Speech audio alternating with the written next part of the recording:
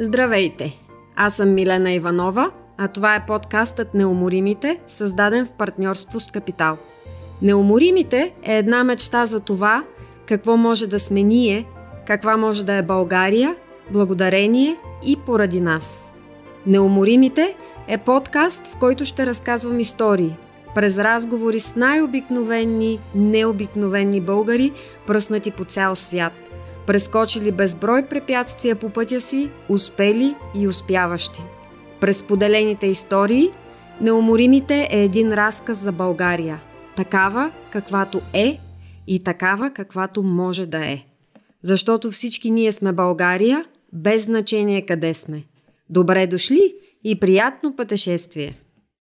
В разгара на лятото и отпуските сме. И като така ви предлагам нещо различно. Един разговор за храна и гостоприемство. И така. За гостоприемството на българите, прочетено в National Geographic Magazine. Гостоприемството на българите се основава на старите източни обичаи. Нито един странник няма да бъде върнат от вратата, ако е дошъл с мир. Дори и най-бедният селянин ще сподели постелята и хляба си и без да го молиш, а никой гост не напуска колибата преди да е получил чепка грозде, канча мляко или поне чаша вода. Това пише Уилям Къртис през далечната 1903 година. И още. България може и да е разбойническа страна и трябва да признаем, че по южната граница имаше места, където не се чувствахме съвсем в безопасност, но като общо от всички народи в света, българският е сред най-гостоприемните към прекрачилия прага му странник. Този цитат пък е от статия на Феликс Кох от 1907 година. Ето така ни виждат нас англосаксонски пътешественици и журналисти преди повече от 100 години в началото на 20 век. Гостите ми днес не са българи, но пък са избрали да живеят и творят в България. С тях говорим за гостоприемството и професионалната му страна в днешно време. И понеже обратната връзка от външни, независими хора е основен принцип във всяка сфера от живота, било то бизнес или друго, реших с днешния епизод да разчупя рамката и да насоча микрофона не към българи, творящи и успяващи някъде по света, а чужденци, избрали България за свой дом. Джанфранко и Анна Киарини са собственици и шеф-готвачи в Диечи, бутиков ресторант в село Девино, а разговора с тях водя на английски. Предварително поднасям извинения на слушателите, които няма да могат да чуят епизода поради тази му техническа страна. Приятно слушане на всички останали и ще се радвам на коментари. Пишете ни на neumоримите@gmail.com. Instead of me making the introduction, how about I let the two of them tell you who they are and how come today we are sitting on this lovely terrace at Bridges Residence in the middle of the old town of Veliko Tърново and chatting. Welcome Gianfranco and Anna. And thank you for having us. Pleasure to have you. Thank you for accepting this invitation. And I'll just let you speak because your story is normally I speak with Bulgarians. Today I'm speaking with one Italian, American, Venezuelan, and one Polish, German, Italian. Excuse me. It's a mix. Yes. But here in Bulgaria, so you've chosen this to be your base for the time being. So I let you speak. Would you like to begin? Who are you? Who are you, Gianfranco? Who are you? Okay, well, we are a couple that we met in Hamburg back in 2009. Correct. And we got married almost immediately. We fell in love and we put a company for consultancy of restaurants around the world. We actually opened restaurants for other people. So we have on our back maybe over 114 countries, give it or take, and where we have actually lived or worked briefly or for long periods of time with over 200 restaurants. But the pandemic pretty much brought everything to a lot of people had to reassess priorities and values and things to do. And so we were not the exception. So we started seeing that our consultancies around the world, due to the traveling restrictions, they got, stopped. They came to a halt. And so we were already living in Bulgaria, a country where we came in 2015. You will tell Anna later how we end up here. And then after the pandemic, or during the pandemic, actually, we sold our penthouse in Bansko and we decided to do something else. We traveled to the States. I had a loss in the family and we traveled back again. And we were looking for the perfect location to put this restaurant, which is the summum or the compilation of all the experiences that we have gathered through all these countries and the experiences through all these restaurants that we have opened. So this is how the Eci came to conclusion. Yes, we came to Bulgaria in 2015 for the first time. Gianfranco was invited as a guest chef during a culinary festival that used to take place in Bansko in November. So we liked it. Of course, Bansko was off-season, beautiful nature, a very lovely place. We decided during the first visit in Bulgaria to stay a bit longer, explore. And the year after, we spent again a few weeks traveling around the country. And we truly like it. Probably I will anticipate some of the questions already, but we truly like Bulgaria, of course, very cliche for its nature, for the history, for the, rich heritage and the sightseeing. But what I think impressed us the most was the people, with their benefits and with their defects, but I think with a human quality that is difficult to combine nowadays, with a truly human approach and an openness and friendliness that really touched us. So that's why we decided to stay here. Plus the products. Oh yeah, don't even mention the culinary products. Yeah. Yes. The products. What about the products? The raw products in Bulgaria. I mean, when you see, for example, in France, in Paris, when you try the foie gras, at least 70% comes from Jambol.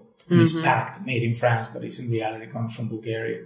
In Italy, when we run out of truffles in the season of the autumn or the summer, I know the supplier in Razgrad that he exports the truffles to Italy and to France. So that would be the two, let's say, specialty items that other countries use that you can see now they're being grown and harvested here or made here.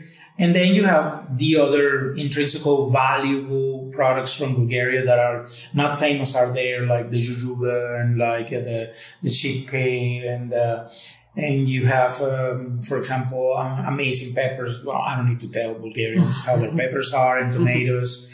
Unbeatable, right? Unbeatable. Oh, yeah. But, there is more than that. I mean, there is a lot of other products, the jankas and variety of products that are endemic to the country and some other ones that are not, but they are very pure here. And it has attracted us and make us feel very much as if we were in Italy with all the easiness to find products. It's not really hard. I mean, of course, if you are a very narrow Italian chef and you can only cook with olive oil from Italy or Parmigiano Reggiano or Grana Padano or Balsamico di Modena and you don't have fantasy and you need to work with that, you still can find it here. But when you go here with products like the cheeses and you go ahead and you age them, or if you get the wines from Melnik and you go ahead and you vinegar some of them and then you try and you make your own reductions and stuff like that, then you create a whole new genre of products. But already the raw products is very pure here. And there are several regions that produce a lot. Speaking of Italian product, I recently discovered, because here for this hotel where we are, we wanted to have, again, locally sourced for pretty much everything. And I discovered something that's better than Parma ham. Do you know where it comes from? Elena. Yes, exactly. I've had the Elena filet, but I had never tried the but, and they cut it for me, and I swear, it has no chemicals because of course it hasn't been preserved to be transported. So the aftertaste, the day after, is absolutely two different flavors. Okay, tell us about that. Tell us. For example, the thing is this, when you try, for example, prosciutto di Parma. Yeah. Whether it's a 12 months, a 24 months, a 48 months, you try these hams from the Parma region, which is my region, Emilia-Romagna. In Italy, we produce, for example, we are very rich on the north producing apricots and peaches and apples. So in Italy, we have 3 layers of quality. And quality A is for the Italians. Quality B is for the export. We don't do it like other countries that they export the best and they leave. Good for you. Yeah, we leave the best for our people. And quality C, we feed our pork in the Emilia-Romagna region, especially in Parma, with apples and with apricots. That's the reason why the meat is so sweet in the in the prosciutto. Never knew that. Yes, but also the process, right? So it tastes different, and it tastes very nice. But Elensky boot is a different flavor, but it's pure. It's less sweet and less this and less that. It is more like you can taste the process and the animal itself, not some other things on top. I like both, but obviously Dieci is a restaurant that works only with Bulgarian products, or at least 99% Bulgarian products. Of course, we have to use olive oil, we have to use coffee. When I make risotto, we have to use carnaroli or arborio. And this, unfortunately, has to come from Italy. But other than that, we use or some particular fish, for example, that cannot be found in the Black Sea. So we everything else pretty much outsourced from Bulgaria. So yeah, we have used Elensky boot, and we have used also the kashkaval from Elena, which is kind of like, for me, Elena is kind of like the Emilia-Romagna, It's like Parma. There's a lot of good things coming from there, and coincidentally, we have the Grana Padano, and the Parmigiano and the prosciutto di Parma, and then Elena has the Elensky boot and the Elena Kashkaval, which is very, very niche. Interesting. So Elena is the Emilia-Romagna of Bulgaria. There you go. Yes. New story. But you keep on mentioning Dieci, and we actually didn't quite introduce. So you came here in 2015, and then at some point after doing the consulting, you decided to, I heard the story, so I love you to retell it. You decided to do your own restaurant, and you now have this restaurant which you call Dieci, which is in the village of Devino. Correct. It's on the way to Varna after Veliko Trnovo. So there you go. But how do you tell the story of Anna, or of how you actually found this building and this location? Well, the pandemic hit, like I told you, we sold our apartment, and we had to go back to New York because we had a loss in the family. So abroad, we placed several ads in different Facebook pages asking for, we were asking for the impossible, basically. We had a criteria that was actually funny. We wanted a house that was big, needed to be a historical place, needed to have enough space for us to live, and then to have the restaurant at the same time, needed to be close to civilization, but not too much, to have neighbors, but not too many, to be close to highways, but not too close, to have a huge yard, but not too huge. It was ridiculous. I mean, even Anna told me, yeah, good luck with that, And then all of a sudden, kept looking, some lady called us and says, are you the crazy people who's asking for this thing? And we were already on our way back to Bulgaria. And we went in and we decided to go and visit this property. She says, I think I have something that could interest you. So we went with this lady to this place.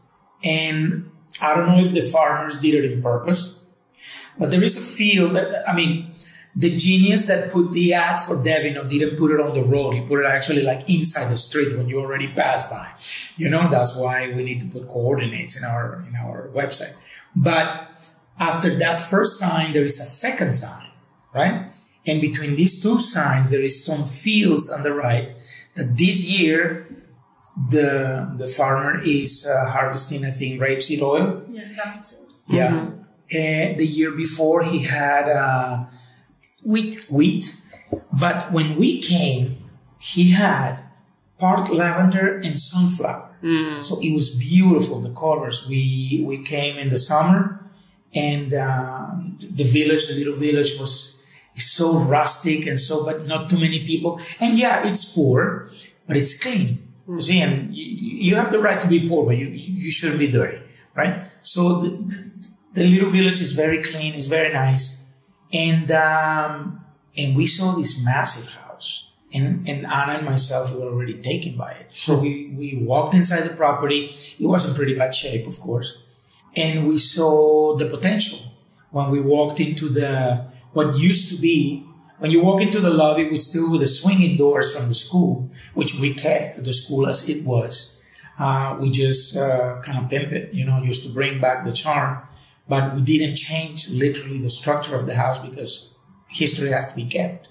So when you walk to the right, where DHE is on that first level, we walked in there and it was totally something else. And I asked the lady, I said, what is this? Or what was this? And she said, this is the cafeteria where the students used to eat. And there is a little window that we never took out of the wall, which is where the pass was, where they used to pass the dishes to the kitchen and vice versa.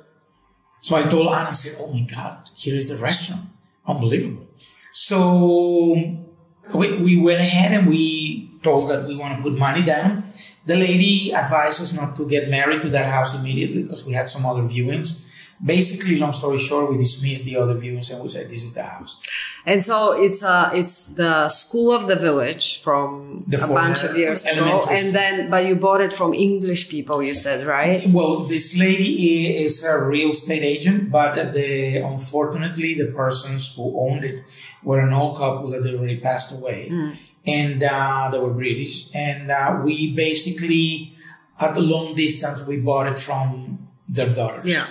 Which is interesting because the phase of a lot of British came and bought property here in the late 2000s. So it's interesting also to hear that evolution of, and now you have from a school to somebody's home to now a restaurant. It's an interesting evolution to think about, but it's beautiful for those, most wouldn't have seen or heard of it. So, check out pictures on the internet because it is beautiful and, the garden is amazing. And as a child, I used to eat mulberries, chernica all the time, and then I haven't tasted them for at least 30 years, and I tasted them again in your yard, and it was like, oh my God, I'm a child again, and I'm happy. It's happiness, bringing back memories. Yep, exactly. It's a very, very beautiful garden.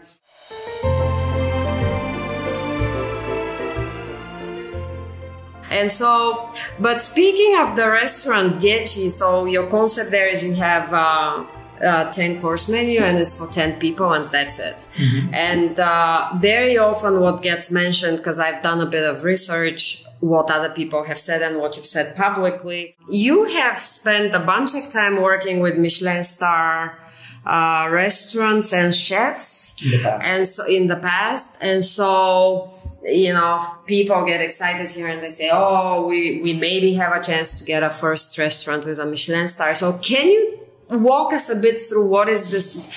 I know Michelin and I've consumed more than one time, but this experience, but what is the Michelin guide and how does that work and why should we care or should we not care about it in the context of Bulgaria? Well, the Michelin guide is a guide that was born in the early 40s or something like that. And it started as a tire company. And they were suggesting with a little book where to stop. There were some places that were recommended. And it evolved in the 60s and in the 70s and until now. It's something very powerful, very strong. That is not only a gold standard for restaurants, but it's also a gold standard for foodies and it's a gold standard for everyone who loves food and good cuisine. And there are people that they only travel around the world just to dine in particular crazy restaurants. People, exactly. Right? Crazy people. Yeah. Crazy. So the Michelin guide, first and foremost, they need to be in the country. It's not that you can have a Michelin star and the guide not be in the country. First things first.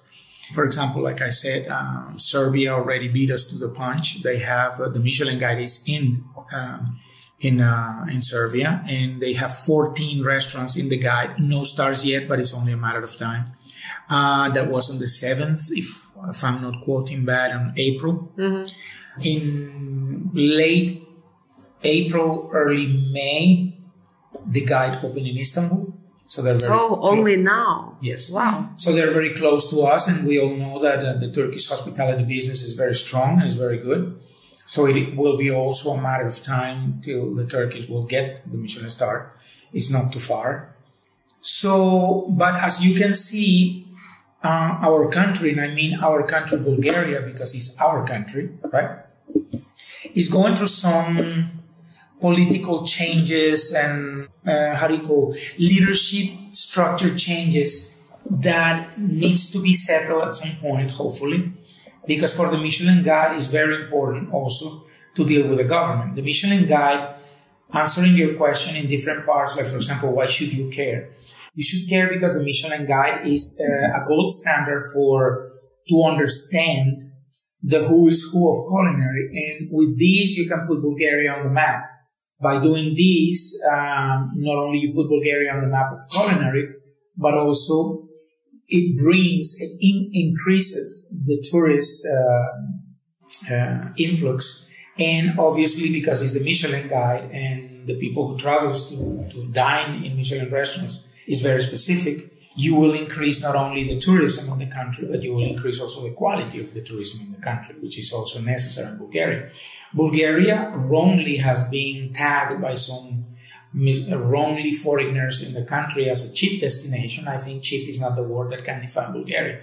I could call it affordable if I can go by certain prices, but it's not cheap, definitely. I mean, Bulgaria has all the potential, as we mentioned, with the ingredients, outdoors, the forest, the beaches and stuff like that. Of course, the hospitality business needs to grow in service and deliver better service, because right now still too green on that. But the country itself is beautiful. The country should be considered a luxury destination. Therefore, there is people like us and maybe other restaurants that are trying to push their way through in order to bring some class to the country, which is needed. So you mentioned the clients are different. What makes them different? These are clients that they understand food and that they are interested in traveling to different countries to find the same standards, because the standard has to be there. This is what the Michelin Guide guarantees. But within the difference of culture, people would like to try different foods, different cultures, different ingredients, different tendencies on the table, but ruled by the same standard of quality. And so the people who comes to this type of restaurants, of course, there is rich people, and there is poor people, and there is poor people with class, and there is rich people without class. So the fact that a person can afford to go to a Michelin restaurant doesn't mean it's going to understand what they're eating. But gladly and thankfully is the minority, because the majority of the people who goes to Michelin restaurants or hunt Michelin restaurants around the world, they truly have the culture to understand when they see it. What are they eating? What is the provenance of the product? What is the quality of the preparation? But within the difference of the culture that they will face in that particular country, in that particular restaurant, but the standards, the same standards and quality of Michelin.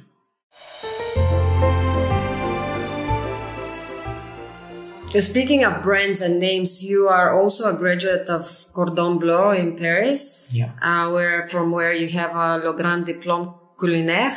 I've heard of Cordon Bleu, but I don't know. I know it's the dream of every chef, basically. But how would you describe it, and why was that important for you? It was very important. Actually, I have to say, 9 months for Le Grand Diplôme Culinaire cost almost over 40,000 euros. So when I was a young chef, I couldn't permit myself that.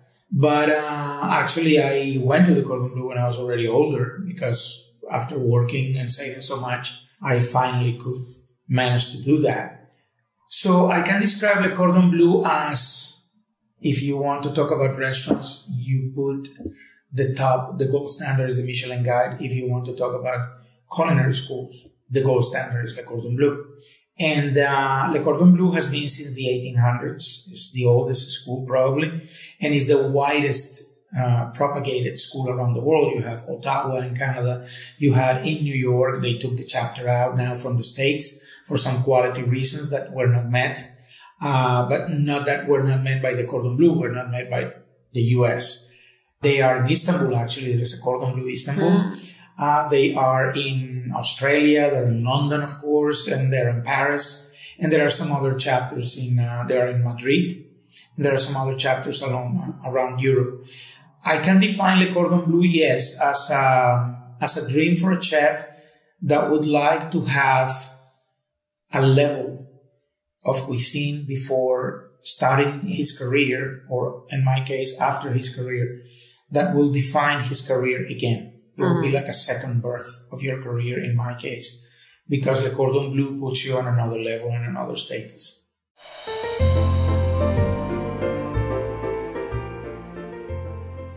Let's talk Bulgaria and Bulgarians. My impression of you so far is you are very direct, so please don't be shy. My question there is to tell me, so on and off you've been here since 2015, so this is 7 years. Yeah. Tell me the good, the bad, and the ugly of Bulgaria and Bulgarians. I want it all, like served on a platter, nothing saved. And the way you as a foreigner being here, both of you in fact, what you see and what you experience. Good, bad, ugly. I will let Anna say the good, the bad, and I will say the bad and the evil. All right, Anna. We love Bulgarians because of their human quality. I know it sounds vague, but they're very generous. Actually, Bulgarians are extremely hospitable in private. On the professional level, then starts getting a little bit difficult. Lost in translation. But privately, we have friends that we never experience so much love and support and generosity from, let's be honest, Western Europeans, you know. Sure. So this we love. We love that there's certain spontaneity to Bulgarians, that you can just talk to people. You know, they are not like robots. You know, they are not limited by rules. But of course, we're talking about rules. What I mean is that they think, they are human, they have a heart, they have a soul, and we like it. And sometimes it gets lost in other countries, you know. We like, of course, the pure air, the pure nature in the countryside, you know. We love the babi and the, you know, the diados, you know, it's the plural of diadi, right? They are extremely kind, you know, they surprise us often, with a little basket, you know, we find it at our gate, you know, with the produce from their garden, I'm sorry. So this generosity, this kindness that brings us to, you know, the good old times, you know. So Bulgarians are very welcoming, you know, we feel very welcome here. And, I mean, we have been, since the restaurant is open, a year and maybe 2-3 months, we have been truly humbled and overwhelmed by the great appreciation of Bulgarians towards our business, towards our art, towards our dedication, passion, and sacrifice. And what I like is, of course, you know, Bulgaria has a huge potential and there's a lot of talent. But I believe, as there is a case in any other country, sometimes a foreign approach, sometimes an outsider point of view can bring a lot of assets and can bring a lot of expertise to maybe awaken certain hidden talents, hidden potentials that are hidden or have been suppressed by the history, by the politics, by the mentality. And it's in any other country, it's not only in Bulgaria. So we are very happy that we have been welcomed with open arms and that we truly can contribute to the progress, you know, of this country. I think that... Very well said. Yeah. So hospitality, I'm sure you're going there. I'm sure. So what Anna is saying is we're amazingly hospitable as private individuals. Yes. And I remember the time back in the day before 89 where my mother and father would give their bed to guests and they would put a mattress on the floor for themselves. So totally. I don't feel we are as open nowadays, because my impression is the more you have, the less, I don't know, Bulgarians have become richer, whatever they tell you, right? So, but tell me the negative, which is like, where do we lose it between the private and the public? Okay, I'm going to try to be as clear as possible.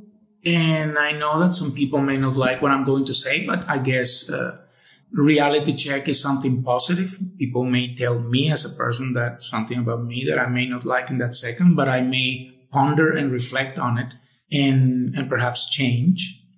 Bulgaria, as Anna mentioned, is a very hospitable country with very hospitable people in private. But I don't know where the thing got mixed and mingled when you have to work to be hospitable. Then all of a sudden the hospitality fades away. You will mention that your mother used to have guests, and then they used to give them their bed, and then they used to put a mattress on the floor and sleep for themselves there and stuff like that. This is like the ultimate level of hospitality, you know, like the typical thing that you say, they take the shirt out of their bag to give it to you, or the last piece of bread to share it with you. And this is good, but this has to be copy and paste in the hospitality business. It is very important that you always receive your guests with the same emotions, with the same kindness, with the same respect, unless they disrespect you, unless they disrespect your rules or your house. Of course, you are not going to be just an idiot that you're going to take it, right? But in normal situations, you should, as Bulgarians, bring that quality of the private hospitality into the public hospitality, into the hospitality business, because it's an asset rarely found in other countries. Social media has not helped at all. No. Because today, people, individuals or hotels or restaurants, they think that they're better because they have more likes. You cannot define your quality by the amount of likes you have on social media. You have to define your quality by the amount of quality that you deliver and by the quantity of guests that you have that are satisfied versus the ones that may not be. I feel that there has been, I was talking a long time ago, I remember when I was in Bansko. I mean, in Bansko in general, the service is horrible. And it's kind of like the winter version of Sunny Beach, which is horrible. And obviously, horrible service brings horrible guests and brings cheap guests. And then it's a vicious circle. It's a vicious circle that never ends. The difference, I think, lays on that part of that thinking that you are not servants, but you are servants. And you're not servants. It requires a lot of quality, a lot of dedication, a lot of professional level, and a lot of culture to serve someone. It's not the other way around. Yeah. Sometimes you serve people that they know a lot less than you, but yet you are showing the class that you have because of this wealth of knowledge. For example, you remember Alfred. You know, so to be the servant of Batman, you need to be more cultural than Batman. You know, to be someone, the master of a house in some rich mansion, you need to speak so many languages. You need to have so many understanding wines, cuisines, and stuff like that. So as you can see, if you go by stereotype, the people who works for someone in the service business usually has more culture than the actual guest. And this is something that needs to be changed in Bulgaria, that people needs to stop seeing this as a threat, as you are being put in the lower spot. You need to place yourself in the higher spot by delivering high quality service and having people adore you and talk only about you because of this characteristic. This could be a game changer. Now, this is hospitality business and the guest.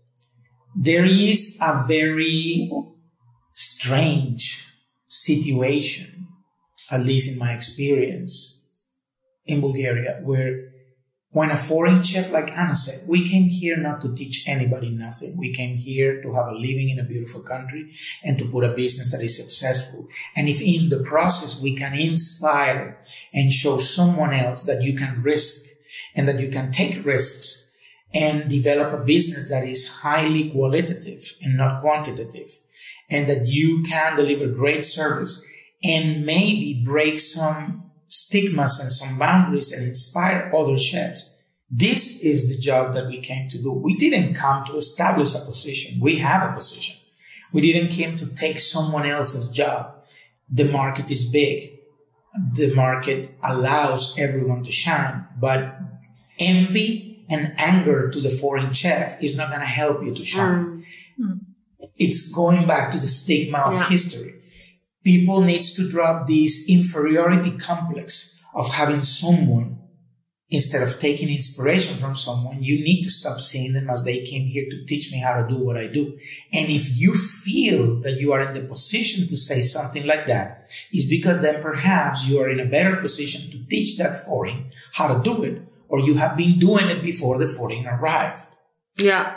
You cannot have the foreigner come, do something unique, right? And then complain about it and say, who does he think he is? So this inferiority complex has to stop.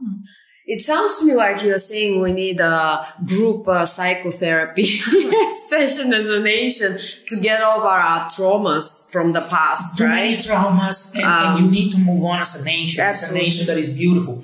You cannot move on only financially and get richer, but remain poor. Yeah. Mentally. Spiritually, Or spiritually. As a person who has a similar background, I was born in Poland, right, in the 80s. So I do have the, let's say, the post-Soviet trauma, whatever, how you want to call it. I do understand that. And also, for so many years, Eastern Europeans have been seen as second citizen class in Europe, specifically. We used to call ourselves third world. It's like, do you know what third world is? But so is this. But Bulgaria doesn't look like that. Not really. It doesn't, exactly. But it's enough. We often are. Yes, we do like to tell our story. We like to tell people why we chose Bulgaria. But some guests are like, really, Bulgaria? Bulgarians, the Bulgarians from here, like, why? Like, this is like you crazy. The worst, like it's chopped liver, So, but it will take time, definitely. It will take progress. There's already a group of dedicated people. I mean, a huge group in the whole Bulgaria, including yourselves, the artisans that we work with, the artists that we worked with. They are pushing for the Made in Bulgaria. They are spreading the voice around the world. And, let's be honest. If I may just tell you a small story that is happening in the South America. Mm-hmm. So, for example, of course, Bulgaria shares their cultural and culinary heritage with the other Balkan countries. Like you have, of course, Greek influence, you have Turkish influence, the history, the regions changed, the borders changed, So there's a similar situation, let's say, in the country group of Bolivia, Ecuador, and Peru, right? Mm-hmm. So as you know, Peru cuisine is now top culinary thanks to chefs, thanks to the government, thanks to the excellent tourism marketing that they did. But what they don't know that actually many of their air quote products are absolutely endemic to what is now Bolivia. Mm-hmm. The thing is that Bolivia is way, way, way behind in their touristical approach and in their commercialization. Yeah. So Peru took over. Bolivia was left bitter and angry, and they are just sinking in their misery, and Peru is thriving. So what we want to do here, we want to, knowing have this knowledge and this example, we truly want to push the Made in Bulgaria. So Bulgaria is not left in the, gray end of the interesting places,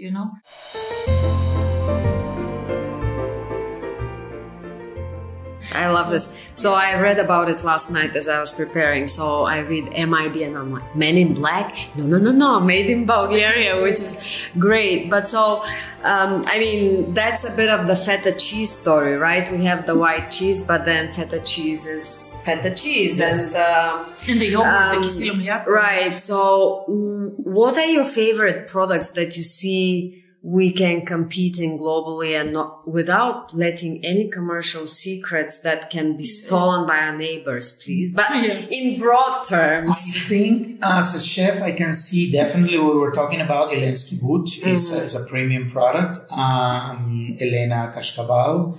We can see the Gornje Orachovice sujuk, right? The lukanka is a very unique thing that I like a lot. In the restaurant, we pimp it with truffles, of course. I like it. But I did like it. Yeah, we do different stuff. But I think also ksian mleku, right, is a very important. I like, for example, very much kosunak. Kosunak. It is like panettone a bit.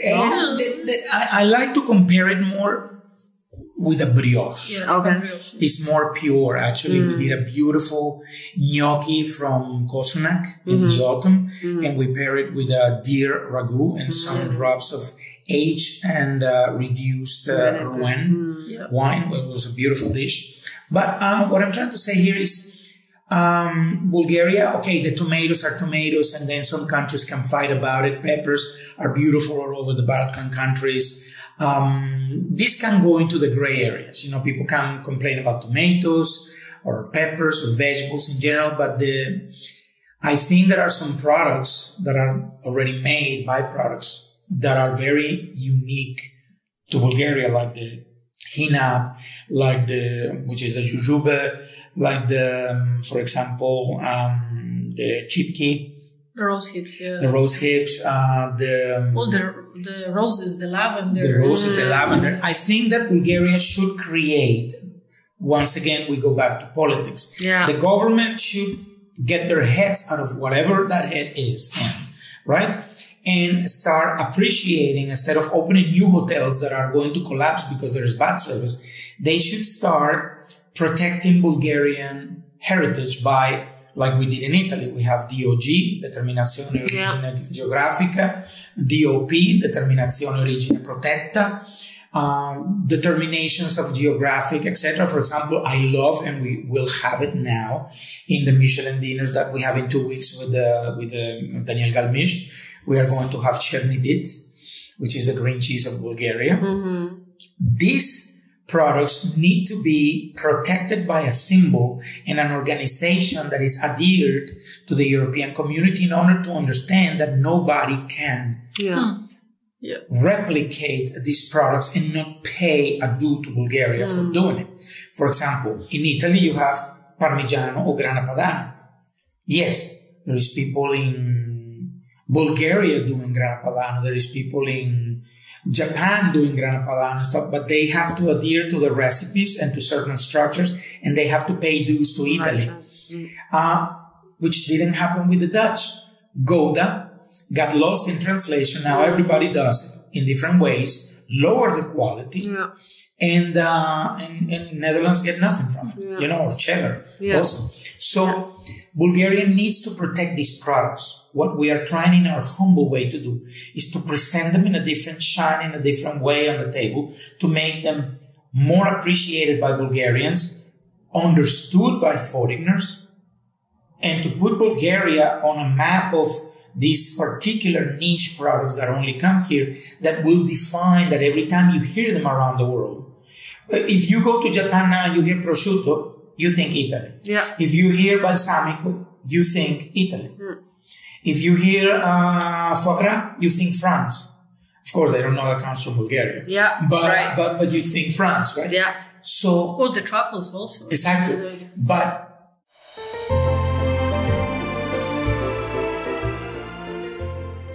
it will be interesting that if in Japan, in New York, or even in Antarctica, you said Zelensky book, and everybody says Bulgarian. And also we need to remember that culinary is not a stagnant creation. It develops constantly.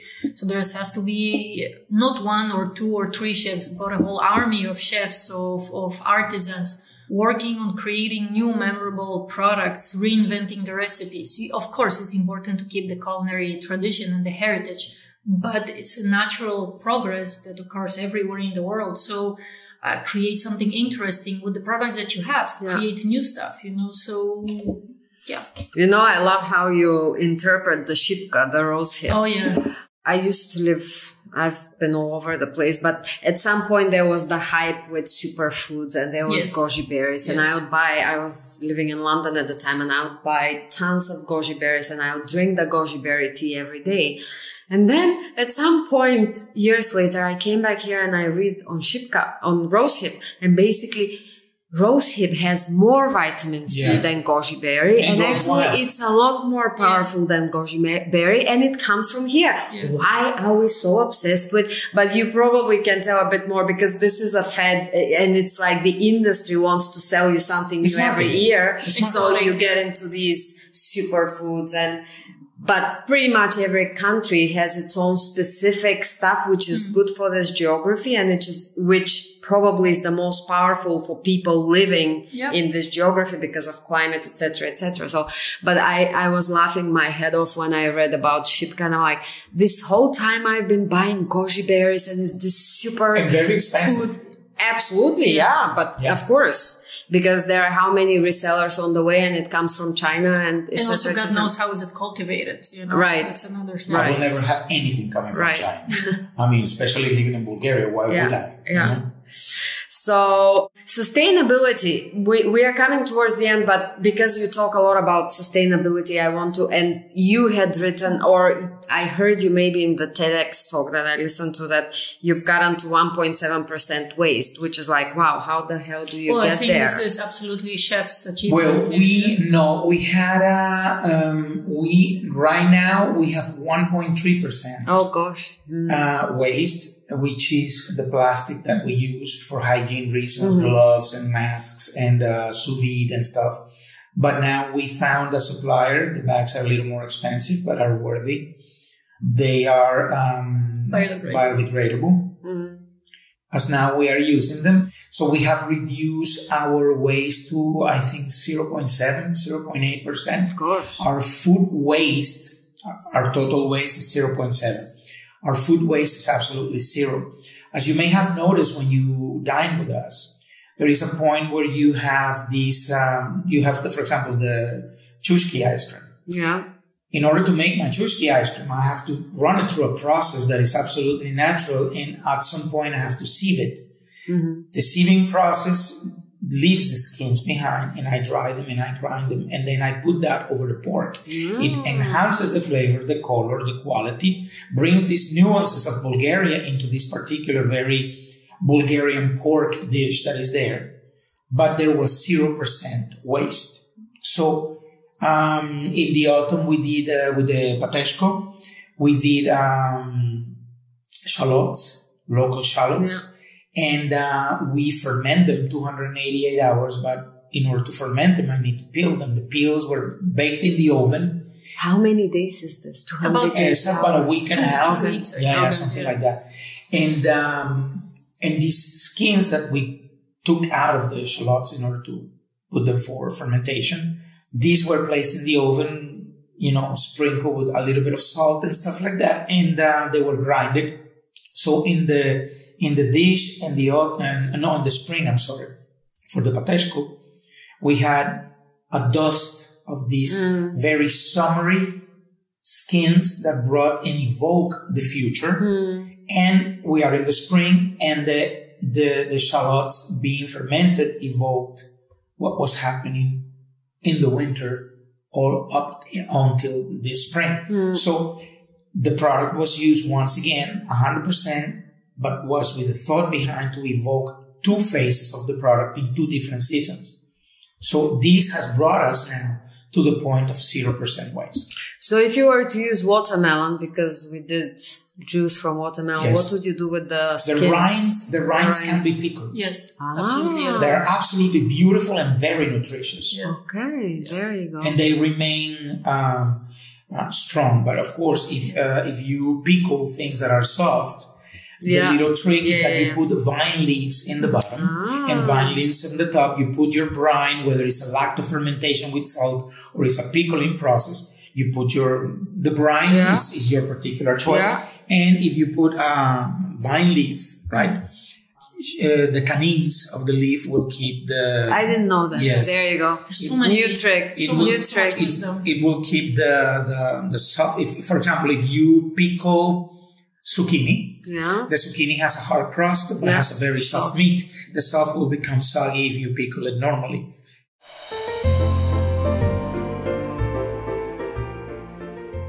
So we are coming towards the end. So let me put it to both of you like this. Let's imagine that it's Bulgaria in 2050. 50. So, 28 years. What could be Bulgaria? If we close our eyes and we dream and we say this is the dream, what could it be if we realize our potential as opposed to complaining about the 500 years of Turks and the 45 years of communism and my mother and my grandmother and all of that? So what is the potential 2050 if we get it right? And we don't even have to get all of it right. No, you will never get all of it right. There's no country who has it. So what do you see? What's the dream? If I may, and I will leave some for close, you can see already a lot of diaspora returning to this country because they're understanding that Western Europe and US and all these things where I lived myself are not all that shines is gold, right? I grew up in America. I'm very proud of that. I'm American also, and I'm proud of that. But I used to work dead-end jobs. I was working in a restaurant at 2 p.m. and then I was leaving at 11 in the night, and in the car I was changing my clothing to go to Walmart to work unloading trucks from 11:30 to 7 a.m. It's ridiculous. You just work to pay bills. Bulgarians have in 2022 so much time in their hands, so much beauty in their hands. And you see already a lot of diaspora understanding that and coming back. Bulgarians need to understand that it's cool to be Bulgarian, but not to be cool to be arrogant about it. It's cool to be Bulgarian, like it's cool to be Italian, but we don't need to be arrogant about it, right? So I see that if diaspora keeps coming back and bringing that know-how that they have learned, as you can see right now, Bulgaria is almost leading in IT. There's a lot of, in our restaurant, there comes a lot of people from finance. I mean, you can see a lot of leadership in finance. In my opinion, men should start developing a little more because women are taking over, which is good. But I have seen that a lot of women are in leadership positions because they are intelligent, eloquent, travel, and they are astute. Men in this country have sat too long in their own old juice and think that this is the way it has to run, and it's not the way it has to run. The new century is a century that is shared from men and women for both to fight for rights, to both for progress, to both or for good things. All things that need to be built and that need to happen from the both of us, from women and men alike. But I can see if we continue on the path of forgetting stigmas and traumas, if women keep doing what they're doing, if men step up to the game, not with manliness, but with smartness and intelligence, right? I think that, and if Bulgaria can manage to keep, because this is something very important what I'm about to say, if Bulgaria can manage to be that humble, good, all-country place in 2050, with all the technology that we will enjoy and the medical advances and all the things that will happen down there, if Bulgaria, the Bulgaria that attract Anna and me is a Bulgaria that today is European community, is leading in IT, is having a lot of beautiful things. There is a lot of things that you can find in this country, great cars, great everything. But when you go to the country, you see the Baba, you see the Diado, and it reminds me, and I mean it in a good way, Italy 50 years ago, the Italy that does not exist anymore. Yeah. So if Bulgaria can stay like that, and bring that to 2050, but with all the social conquerors, with men and women working alike, and with everybody pushing through without traumas, I think this could be the richest country in the European community. I don't know if I can put it better in the words. I mean, it's precisely what I think, but I think Bulgarians should give themselves a good pat on the back and to give themselves some sugar. I mean, through all the history that you have been, through all the oppression, through all the terrible things, you kept your identity. I mean, you kept your religion, you kept your writing. I mean, the writing, the Cyrillic comes from Bulgaria. You know, you kept your heritage. It's important to cherish your old glory, right? But you're here after 500 years of Turkish, or how long was the Ottoman Empire and all the oppression and people trying to exterminate your culture. You're here. So that is important. Stubborn. That is stubborn. So I agree 100% with Gianfranco. And yes, if Bulgaria will be empire again in the future, who knows?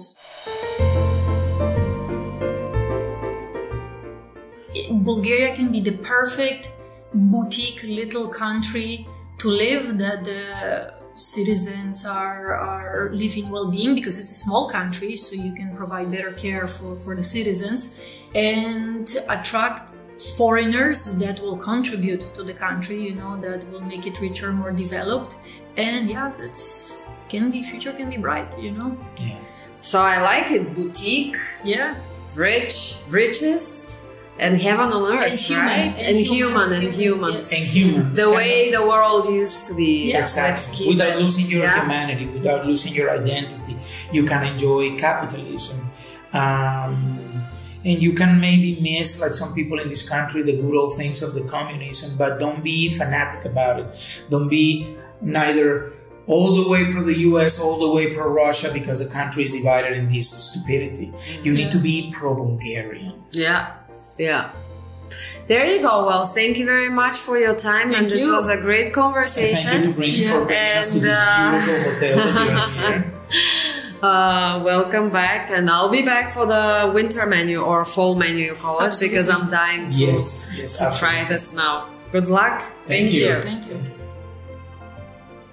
Ако този разговор ви хареса и сте любопитни кои са другите гости в сезон 1 на Неуморимите, харесайте и ни последвайте в предпочитаната от вас стриминг платформа. Ако познавате обикновени, необикновени българи, където и да било по света и чиято история непременно трябва да бъде разказана, пишете ми на неуморимите@gmail.com.